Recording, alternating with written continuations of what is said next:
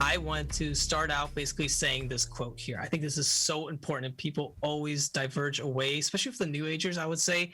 So I would say, if you do you seek the mythical lands that dwells beneath the restless waves of your original sin?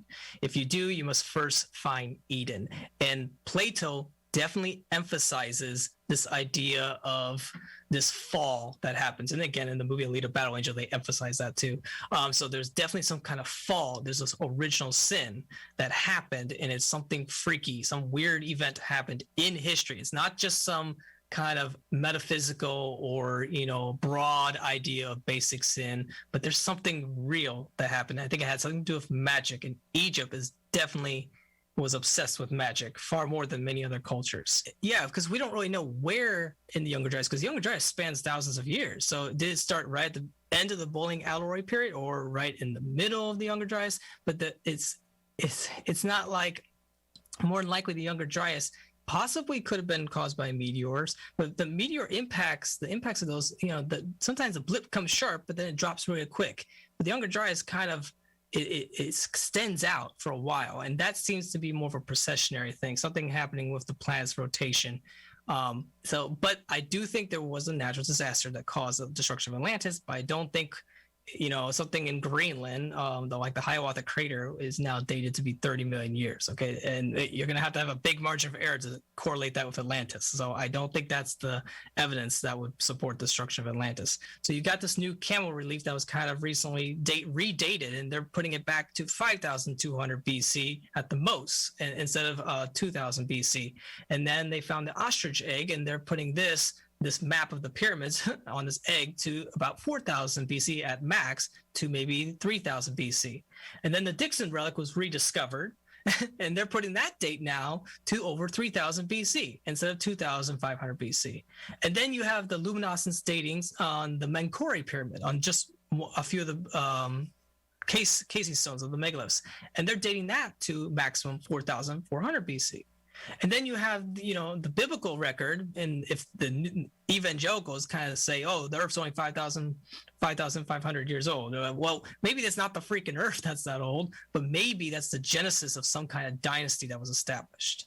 It seems to be, we know that the populations were mainly, the largest population regions seem to start in the Middle East, and we can trace back the origins of the history of steel, the history of cattle migrations, horse migrations, plant migrations, and there's lots of papers on these very specific elements of certain plants, certain animals, and we can trace back how they start to disperse when humans forced them to disperse, and utilizing them for agriculture. Okay, but let's emphasize this map a little bit. So this is Herodotus' map. Again, this map is not that old relative to Atlantis. So this map only goes back to Herodotus, so around 600 BC. But so that's where he places Hyperborea, way up in the north. Okay, but that doesn't mean that's where the original name inspiration came from. More than likely, it was inspired by, again, Atlantis, the idea of lost civilization. There's similar correlations in the story of Hyperborea, but he wants to connect it because they start learning about the Vikings and the people from Ukraine, basically, and they came down into the Black Sea region, and they were aware of them, so they said, well, let's call them the Hyperboreans kind of region. But that, because it just depends on the map maker at the time. Every map maker had a different idea of what the world looked like. It just wasn't consistent. But they did somehow place the name Atlanta, that's one of the original is Nihilus ex Atlanta profluiousness, I think it says, as a reference to the river of the Nile. And they thought maybe the Nile went to the west. Okay, it never went to the west. They just didn't know. Whoever built this map, he got knowledge from people probably who stopped right about here. And they're like, well, we don't really know anything out here. Let's just say the Nile diverts that way. So, but we can also also use migration patterns of the bulls or of cattle in general. And we know cattle never really existed in Europe during the Ice Age. It wasn't until it spread out of Anatolia, Mesopotamia, and Egypt. So those animals were pushed up there. As the animals were pushed up there, the religions were adopted. So we know that's where the Minoans get their influence on their religion. It came from Egypt because possibly the Minoans were a settlement of Egypt way in the past. And that's where we say, well, maybe Atlantis was Egypt and they tried to conquer the Mediterranean, or at least the eastern part of the Mediterranean. And that's where the Greeks are kind of referencing Egypt again. Okay, people forget that the Muslims have tradition on Atlantis too, but they don't call it Atlantis. But they definitely were influenced by this idea of the round city. And the round city is because they knew the earth was round, okay, not necessarily flat. They knew it was spherical, but they knew the world had a round aspect because looking at the stars, look at the moon is very obvious. And the Persians really wanted to be like Atlantis. This is where Plato's getting the idea of the round city.